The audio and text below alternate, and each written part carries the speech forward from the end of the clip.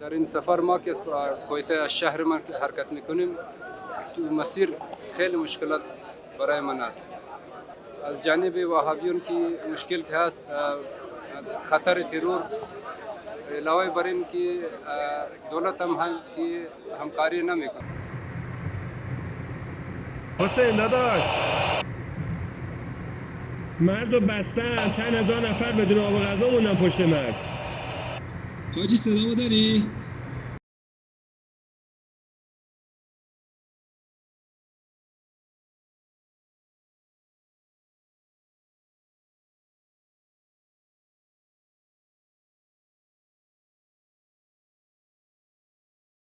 مردم سیستان و بلوچستان واقعا الان باید افتخار بکنن. یعنی الان زائرین امام حسین از این افتخار نصیب سیستان و بلوچستان شده که از مرز میرجاوه زائرین امام حسین دارن وارد میشن و دارن میرن به کربلا برای پیاده روی. یک کسانی هستن که از بزرگانی هستن، توی منطقه خودشون صاحب اثر هستن، یعنی منشأ اثر هستن. دکتر هست، مهندس هست، همون جوری که دیگران این مسیر رو طی میکنند. پیرزن پاکستانی که گفته بود من 15 سال تخم مرغ فروختم که بتونم هزینه سفر کربلام رو تأمین کنم.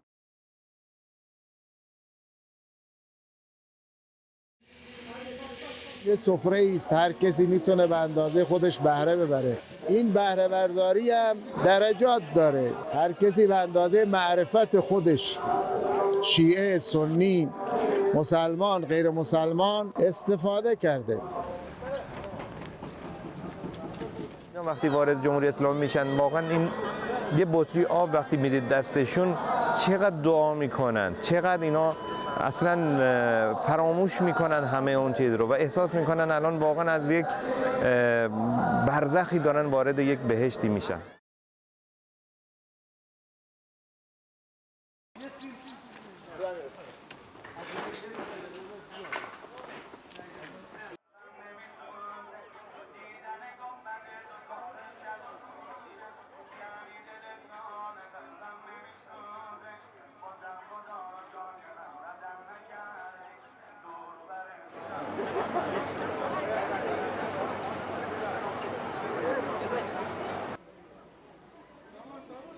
زائرین امام حسین علیه السلام که از کشور پاکستان به میرجاوه میرسند، تا اینکه میرجاوه برسند از نقاط مختلف پاکستان اینجا میان.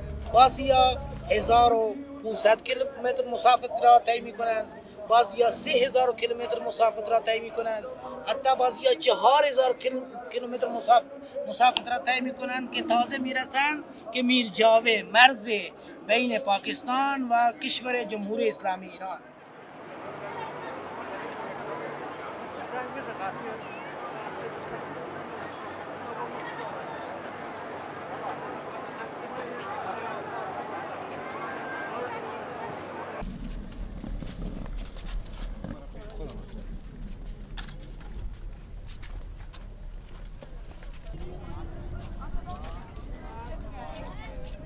همین که از مرز این برمی میشیم، احساسی بیگانگی نمی کنم. الحمدلله این احساسی روحیتا خوشحال میشیم که دو مملکت برادر خودم آمدم. تقریبا از شهر من کویته تا مرز حدود 600-700 کیلومتر مسیر است که دو مسیر مشکلاتای که بدون سکیوریتی دولتی من اصلا نمیتونم سفر بکنم. الان پیش از این که از اینجام که میخوام برم کربلا، حدود 2000-2500 کیلومتر هم سفر هست.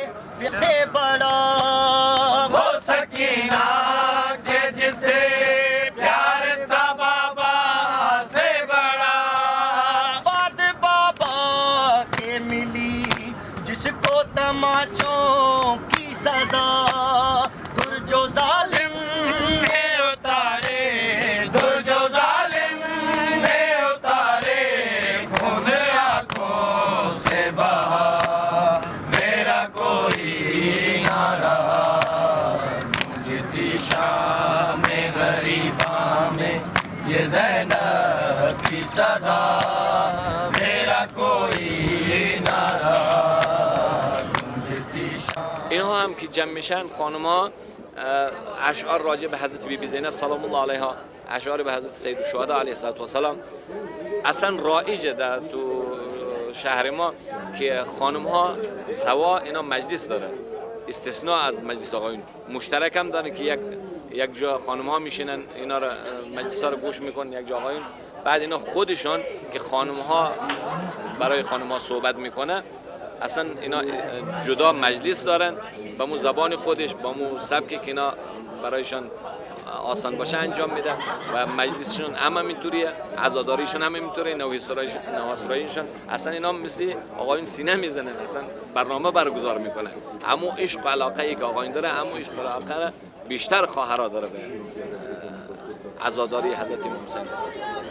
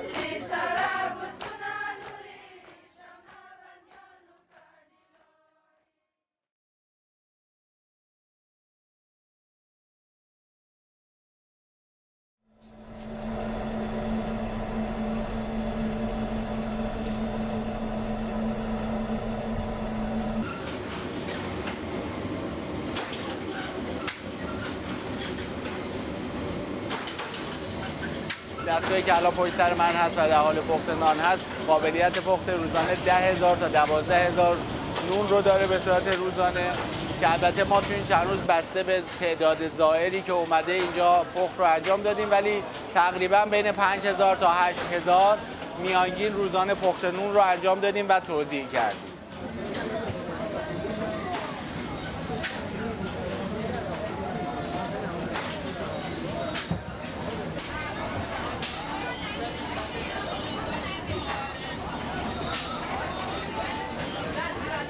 تقریبا روزی 18,000 غذا در بین زوار پخش میشه که مدیریت همین موضوع کار دشواریه. ما تمام سعیمون رو میکنیم که زائرها وارد کشور میشن بهترین سرویس غذایی رو دریافت کنن.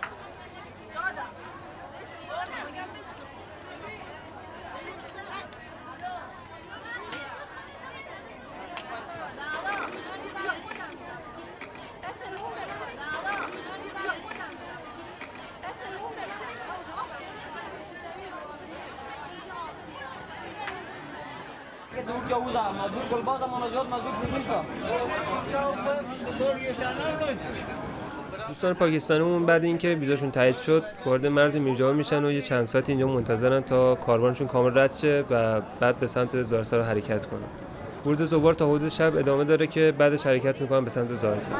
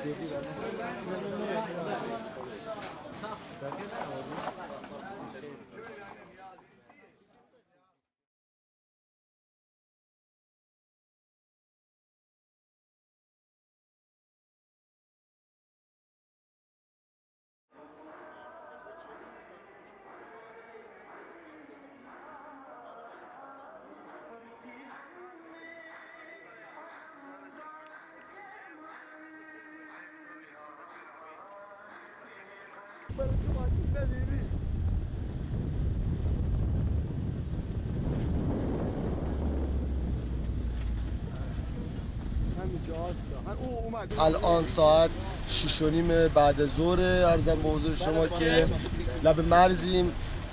ماشینایی که می‌بینید اومدن آب برسونن نقطه صفر مرزی که متاسفانه توری گیر کردن و دوستان دارن تلاش میکنن که از توری در بیارن و برن تو پایانه انشاءالله.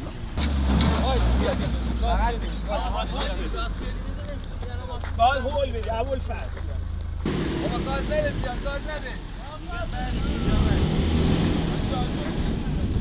سنگ بذاریم سنگ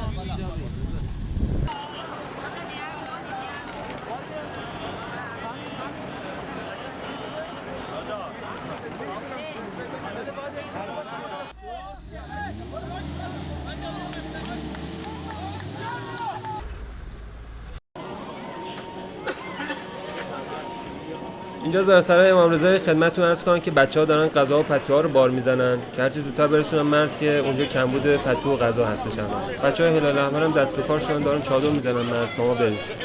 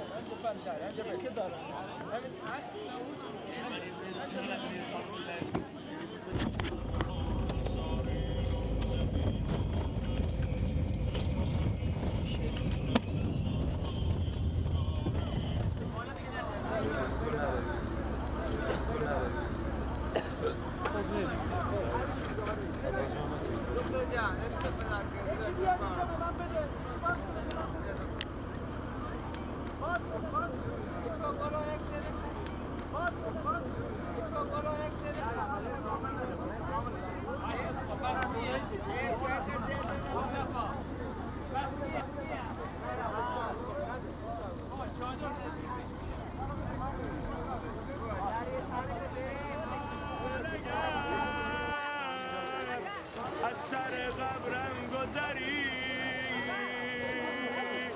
هم کفن پاره کنم زندگی از سر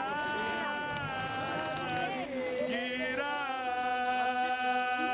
حرف دل هممون اینه حسین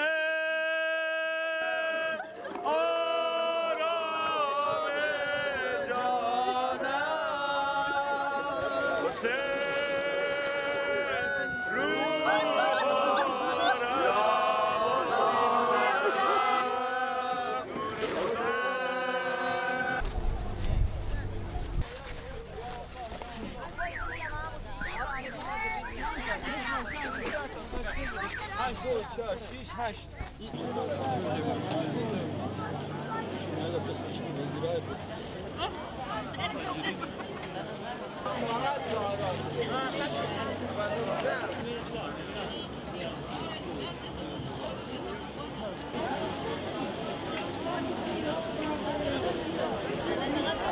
یه قطره از حساب نمیریزه. آب مدنی ها کفایت نمیکرد، بعضی موقع شاید دیر میرسید، بعضی موقع عرضم به حضور شما که به همه نمیرسید، شاید یکی بیشتر میخواست یکی کمتر میخواست، برای اینکه هم اسراف نشه، هم عرضم به حضور که تو بازه زمانی که آب مدنی بخواد از شهر زاهدان برسه تا اینجا، ما اومدیم این کار رو کردیم که آب رو با تانکر داریم، یعنی لوله کشی کردن آقایون، داریم با تانکر آب میاد اینجا و توزیع میشه که هم اسراف نشه، هم آب لوله کشی رو بدیم. چراغ بگیر اینجا. چراغ بگیر اینجا. ان شاء الله زمانی برسه چشم انداز ظهور باشه از این بر، بگن آقا هند و کشمیر و کره و چین و همه خلاص از این دروازه سیستان بلوچستان دارن میان.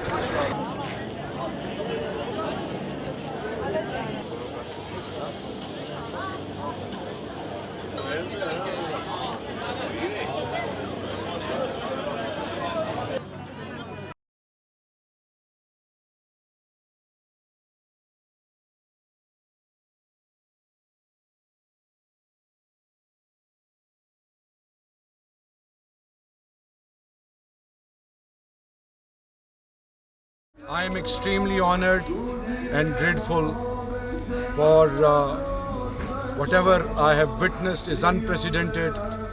Hats off to the Iranian government and especially to the ambassador of Iran in Pakistan for providing me an opportunity along with my team to come and see the overall facilities within their own side for Pakistani Zairins.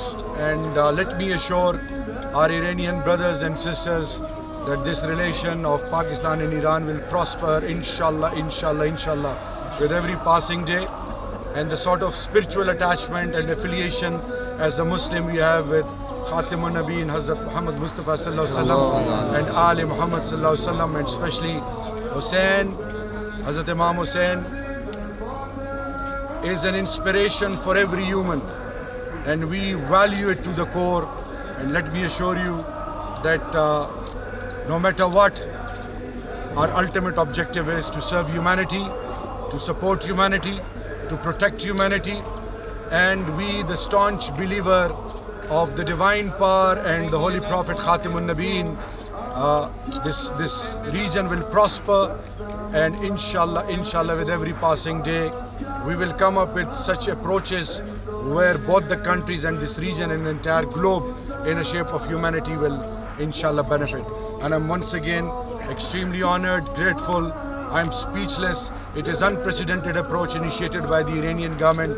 We value it to the core, and this relation, inshallah, such an interaction will be strengthened and will be taken to a level where misunderstanding won't be associated with Pakistan-Iran relation, inshallah. Pakistan-Iran dosti zindabad. Pak-Iran friendship may last forever. Long live Pakistan and Iran friendship. Thank you so much.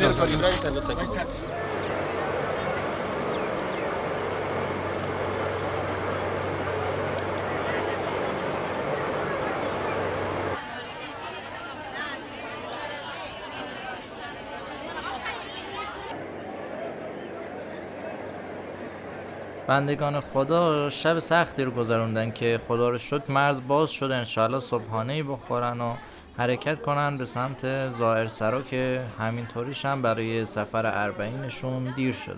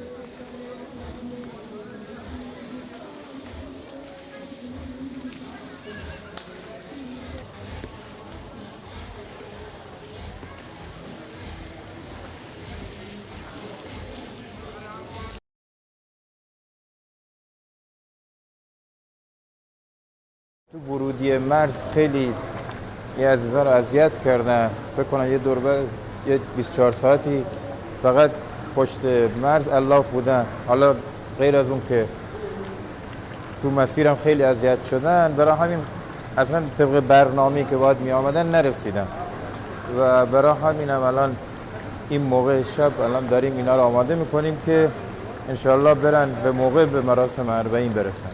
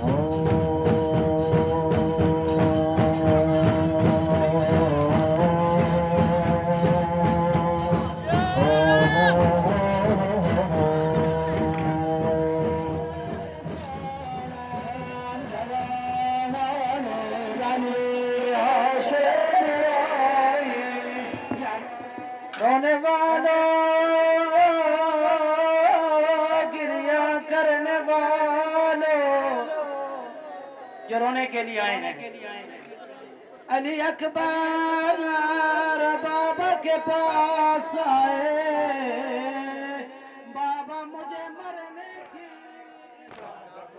नकड़े ज़ोलने साकिना वावड़े साकिना चाँद खुला से नकड़े ज़ोलने साकिना वावड़े साकिना नाशाम ज़ख्मी सिनेरा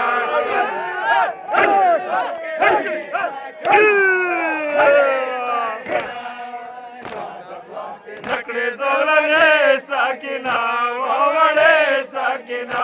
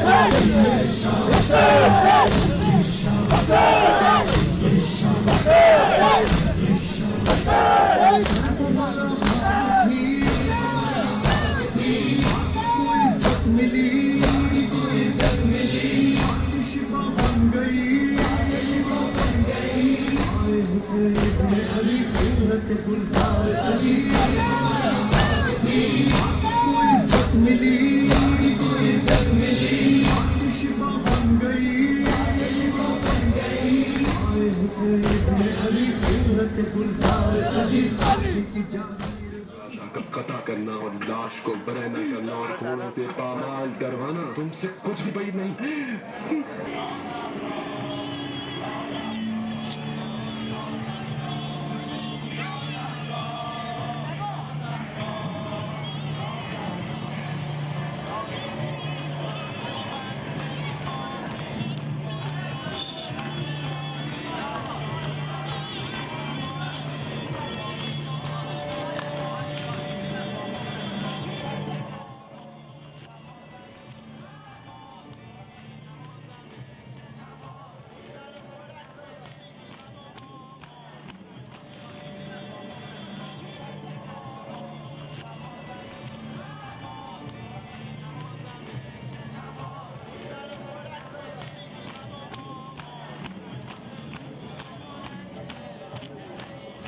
عرض کنم خدمتتون انشاءالله زائرای عزیز امشب رو در زائر سرای امام رضا تشریف دارن و فردا حرکت میکنن به سمت کربلا.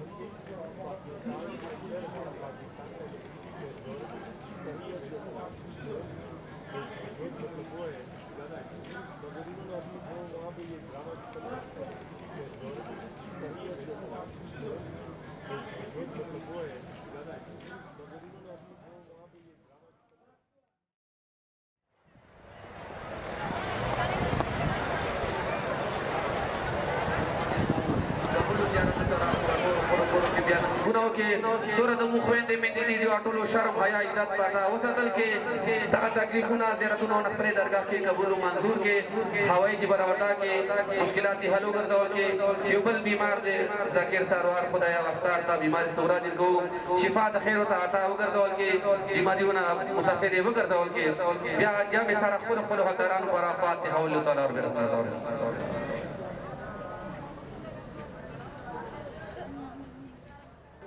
इनके दिल में मौला हुसैन अलैहिस्सलाम की बहुत मोहब्बत है, बहुत मवद्दत रखते हैं, इनकी मार्फत रखते हैं और ये ज़ायरीन की बहुत खिदमत करते हैं। काफ़ी देखा इनके दिलों में जो इनके यानी कि उठ उठ के हमारा इस्तकबाल करते हैं, मोमिनीन का बहुत एहतराम करते हैं। मौला उनको जज़ाए खैर अता करे, उनको यानी कि शादो आबाद रखे। ऐसे ही मौला हुसैन अलैहिस्सलाम के ज़वारीन की वो खिदमत करते रहें, मौला उनको शादो आबाद रखे। पूरी दुनिया में पाक ईरान यानी कि इनकी पाकिस्तान और ईरान की दोस्ती सलामत रखे। मौला ईरान को और ज़्यादा तरक्की दे, ईरान पूरी दुनिया पे यानी कि शाद व आबाद रहे।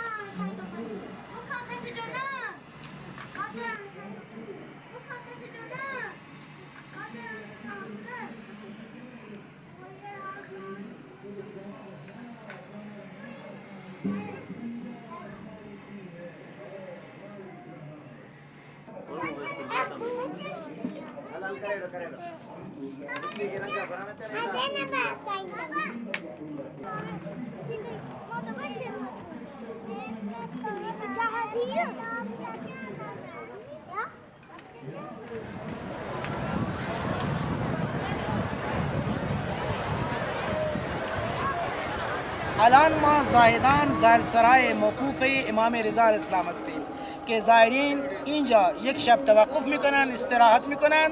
از اینجا از طریق بم کرمان میرسن به قم برای زیارت حضرت فاطمه معصومه سلام الله علیها. بعد یک شب که اینجا استراحت میکنن، زیارت میکنن، از اونجا دوباره به طرف مرز شلمچه که بین کشور جمهوری اسلامی ایران و عراق است به طرف اون مسافرت میکنن که این هم نزدیک 800 کیلومتره.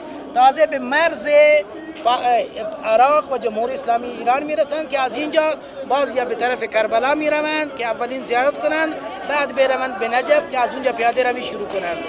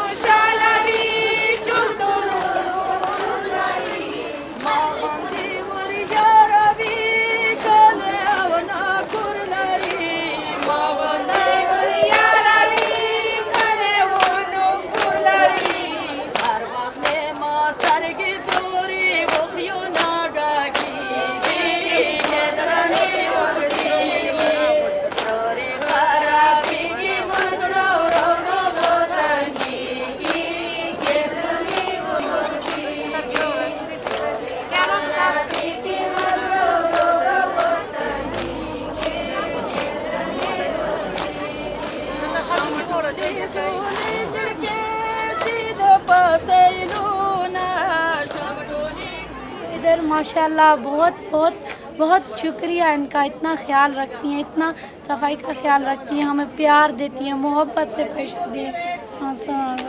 हम बहुत इसे मुतफिक कहेंगे, बहुत अच्छा। लब्बैक या हुसैन, लब्बैक या हुसैन, लब्बैक या अब्बास, लब्बैक या अब्बास, लब्बैक या अब्बास, लब्बैक या अब्बास।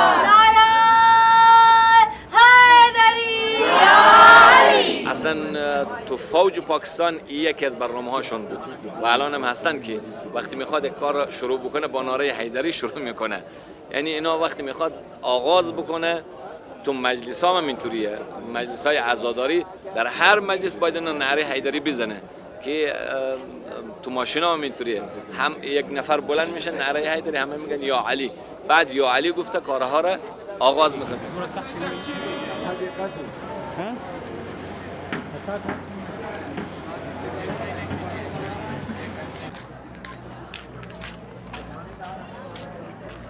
به کمک بچه ها و دوستان زحمت کشیده شد و این ویلچر برای یک زائر پاکستانی که معلول است برایشون خریدیم، به تقدیمشون میخوام بکنیم.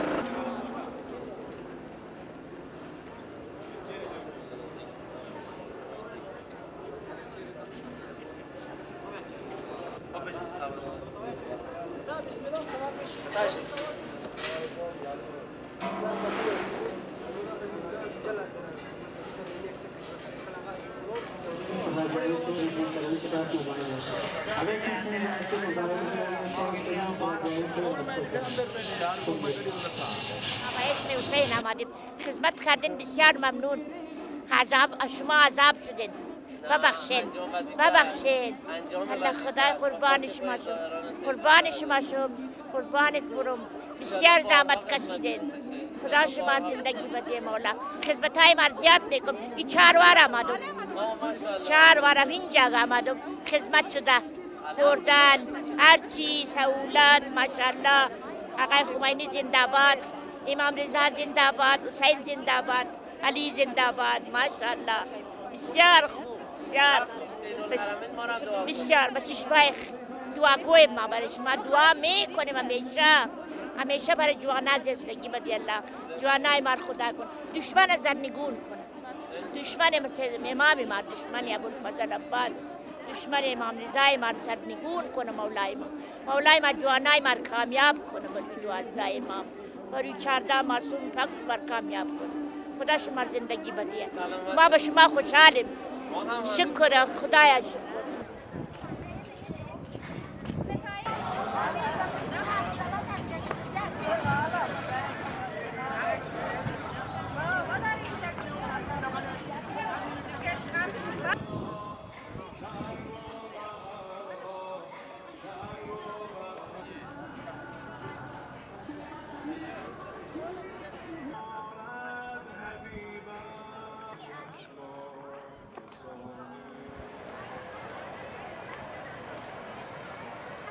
ए फरिश्ता मुझे करबला ले चलो, ए फरिश्ता मुझे करबला ले चलो, करबला, ए फरिश्ता मुझे करबला ले चलो, ए फरिश्ता मुझे करबला ले चलो, ए फरिश्ता मुझे करबला ले चलो, ए फरिश्ता मुझे करबला ले चलो, ए फरिश्ता मुझे करबला ले चलो। अली शीरे खुदा را یاد کردم، علی شیر خدا یا شاه مدن، در من کربلا شما هم دعا میکنم. لبیک یا حسین، لبیک یا حسین، لبیک یا حسین، لبیک یا حسین.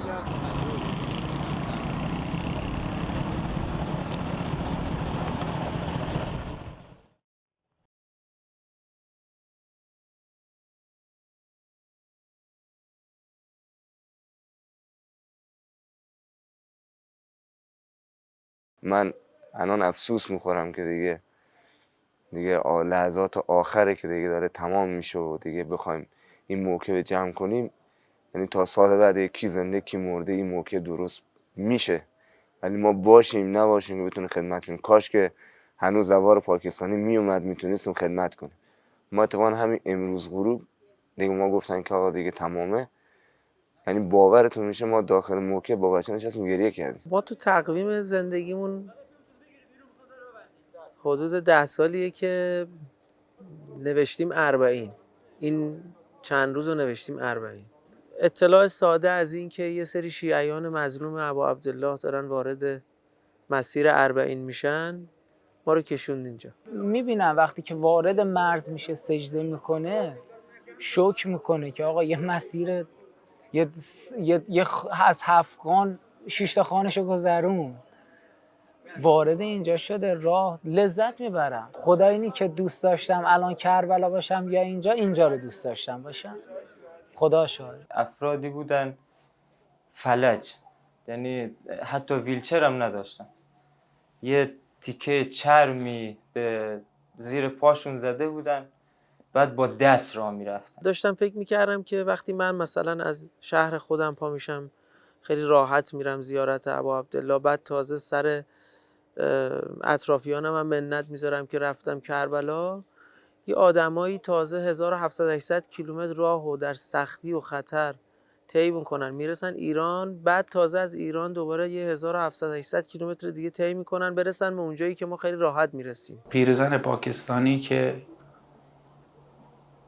گفته بود من 15 سال تخم مرغ فروختم که بتونم هزینه سفر کربلام رو تأمین کنم. 15 سال من این پول فروش تخم مرغ رو جمع کردم و امروز تونستم بیام و برم برای زیارت آقا امام حسین. آدم میاد اینجا میبینه کسایی رو میبینه که حتی با کفشای پاره میان و میرن فقط به عشق امام حسین. اینکه ما کشورمون کشوریه که زمینه رو برای رشد تفکر حسینی مهیا کرده و یه زائری از فاصله ها به این نقطه میرسه و چشمانش اشک‌آلود میشه. این یعنی اینکه ما باید مدیون کسانی باشیم که این زمینه رو در کشور فراهم کرد. مبدأ 40 هر نقطه‌ای از عالم میتونه باشه. صرفا مبدأ 40 نجف اشرف نیست. مبدأ 40 از اونجاییه که شما اراده میکنی به سمت حسین حرکت کنی. من جامونده نیستم. من اینجا امام حسین رو زیارت کردم. لذت این خدمت به زوار امام حسین برای من مثل زیارت امام حسین بود. من جامونده نبودم. من پارسال پیاده روی رفته بودم واسه اولین سال کربلا. همون حسی که پارسال داشتم تو میرجاوی هم داشتم. الان تو حسینی که پا دعا نشسته بودیم اینو میگفتم حسین جان این همه ظاهر داره میاد، میلیون میگن ما هم میبینیم. 5-6 سال میخواستم برم دیگه، تا اینکه پارسال اومدم اینجا عاشق دیدم. میگم که اصلا عشق واقعی اینجاست، گذشته از اون که سخته، واقعا سخته که میگه همه میرن، هر سال یه بهونه میاری که امسال اینجوری شد نتونستم برم فلان، ولی الحمدلله یه بهونه خوب بهمون داد.